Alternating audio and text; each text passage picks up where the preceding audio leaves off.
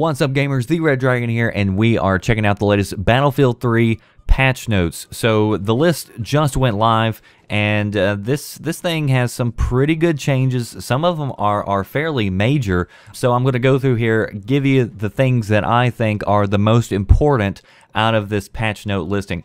So the first thing is PlayStation 3 users. You are finally getting some much deserved love. Input lag, which everybody's been complaining about forever on the PlayStation.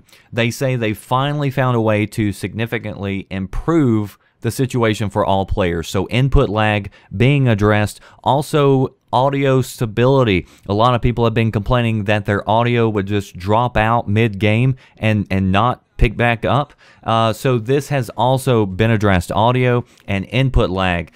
Also, a lot of different weapon balancing in here. A lot of recoil has been changed to a lot of different weapons. So if you've got a favorite gun, then you might want to check out the full list to get a detail on that, because I'm not going to go through every one of those. There was also a problem where apparently if you were standing up on the left side of an MCOM, you couldn't disarm it. So that has also been addressed. I think I've actually experienced that a few times. I thought that maybe my hand just slipped or something, or I pushed the wrong button, but apparently that was an issue that's been addressed. Also, for all the people who get tired of running into players hiding in the walls and using glitches, there's been a few maps that have been tweaked. The mountain map has been tweaked to keep people from getting inside the rocks. Also, Death Valley had one where people were getting up in the tunnel roof. So a couple of those maps have been fixed. Also, a lot of stuff dealing with Squad Rush. I don't play a lot of Squad Rush. I don't know a lot of people who do, so I'm not going to really cover that. But here's some of the bigger things.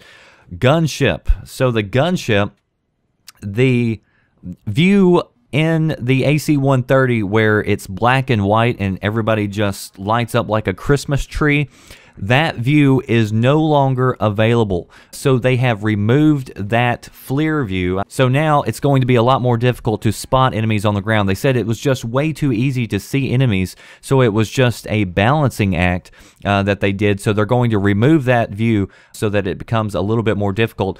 Also, the splash damage has also been reduced to make it a little bit harder to kill infantry. So the AC-130 kind of getting a pretty big rollback just in that one little section. Also, the mobile artillery, there were some videos showing up online showing you how to get 2 people inside the mobile artillery. So that seemed pretty fun because you could have one player driving and one firing. But anyway, that has been addressed, so no longer can you get 2 players inside the artillery. Also, the medals in game, a few of them are just too freaking difficult to get. The XP and stuff, the bar to pass is just way too high. So they've actually tweaked a lot of the medals to make it easier to get. They said they wanted people to be able to get the medals. They want things that are difficult to obtain to be difficult to obtain, but not insanely difficult to obtain. So next time you go and look to see how much closer you have to get to that next medal, then you may see that some of those have actually been decreased. So if you're looking for this patch and you're wondering when it's coming out, it comes out November the 27th on the Xbox and PlayStation 3. And if you're on the PC, then the patch comes out about a week later. They said it should be here no longer than December the 4th. So stay tuned for that. That's your patch notes. If you want to get the full listing, check out the link in the description box. And if you want the latest news as it happens, be sure you tune in and subscribe for more. That does it for me, the Red Dragon. I'll see you next time. Thanks for watching.